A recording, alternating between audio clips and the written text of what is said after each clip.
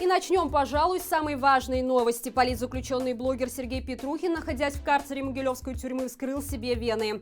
Причиной такого поступка стала жуткая антисанитария в камере, куда его перевели. Было невозможно находиться в одном пространстве с присутствующим там контингентом. Сейчас состояние Сергея удовлетворительное. Сегодня к нему приходил адвокат. Напомним, что Сергей Петрухин был задержан в июне прошлого года. Он проходит по делу Сергея Тихановского и обвиняется в организации групповых действий, грубо нарушающих общественный порядок во время проведения 29 мая в Гродно пикета по сбору подписей за Светлану Тихановскую.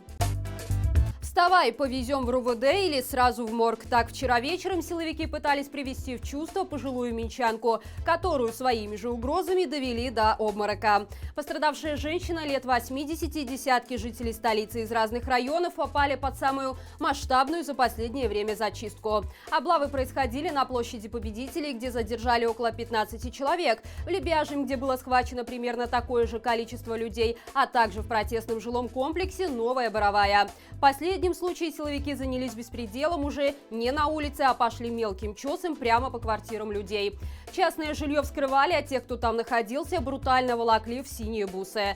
По отзывам из районных чатов, с наступлением весны так называемые сотрудники МВД распустились настолько, что их уже невозможно отличить от обыкновенных фашистов. Известная история, когда несколькими днями ранее, накануне 8 марта, прямо на улице задержали целую семью с несовершеннолетним ребенком, на вид учеником младшей школы. Родители и мальчика доставили в РУВД и по неизвестной причине держали там несколько часов. По итогам вчерашней облавы телеграм-канал «Списки Окрестина» насчитал 25 человек, которые находятся в изоляторе в ожидании суда. Очевидно, что такими мерами верные прихвостни вождя отреагировали на объявленный главой КГБ в преддверии Дня воли оранжевый уровень протестной угрозы. Однако они не учли один принципиальный момент. Белорусам уже приходилось воевать с фашистами, и мы победили. Боевики с террористической организацией ДНР при поддержке бойцов и силовых структур Беларуси решили объединиться и создать партию «Союз». Установочное собрание сборной солянки грабителей, убийц и насильников, которые не умеют выговаривать слово «Беларусь», состоялось несколько дней назад. Отличительной особенностью данного бандформирования стало то, что все его члены одинаково заряжены на уничтожение независимости нашей страны. Однако с выбором, какую форму тирании насадить в местных реалиях, то ли советского образца, то ли времен царской России, они так и не смогли определиться. Примечательный список делегатов шабаша. Его озарил межгалактический парад самопровозглашенных чиновников из банды террористов ДНР. Особого внимания заслуживает участие в сходке Дмитрия Белика. Этот персонаж ответственен за подготовку аннексии Крыма в 2014 году. В любой цивилизованной стране такие иностранные визитеры моментально оказались бы за решеткой, как представляющие угрозы национальной безопасности. А в Беларуси под режимом Лукашенко им выделили площадку для распространения их откровенно преступной повестки. Все это, напомним, при полном одобрении и пособничестве местных силовых ведомств. Важно отметить, что от действий сепаратистов на востоке Украины погибло не менее 10 тысяч мирных жителей и военных. Это население целого Мстиславля или Петрикова. О том, с какой целью режим оказывает хлебосольный прием и позволяет создавать какие-то псевдопартии на территории нашей страны опасным головорезом, можно только догадываться. С сегодняшнего дня в Беларуси больше нельзя будет купить автомобиль «Шкода Рапид», по крайней мере, пока у власти нелегитимный. Ведь это именно он повлиял на решение Государственного комитета по стандартизации. А связано это с тем, что в январе автоконцерн «Шкода» отказался спонсировать чемпионат мира по хоккею в случае, если его проведут в Минске. Стоит отметить, что «Рапид» является самой продаваемой моделью в линейке «Шкода». Только за прошлый год в нашей стране их было продано более 2000. Что ж, судя по всему, Лукашенко таким образом хочет заменить крупнейшего производителя чешских автомобилей отечественным производством. Склады Минского автомобильного завода ведь не резиновые. Напомним, что ранее косметическая линия «Нивея» также поставила ультиматум по поводу проведения хоккейного турнира в Беларуси.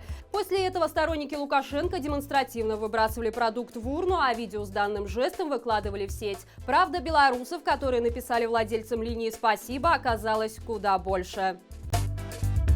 Лукашенко открыто готовится к войне. Сегодня во время очередных кадровых перестановок в своем президентском кабинете он заявил о том, что враг не будет пересекать границу, как это было в 1941 году. Война начнется изнутри, а это значит, что воевать придется не в окопах, а из кабинетов. Судя по всему, воевать нелегитимный собрался с собственным народом. А чтобы наверняка выиграть в этом неравном бою, он назначил новые лица в системе Минобороны.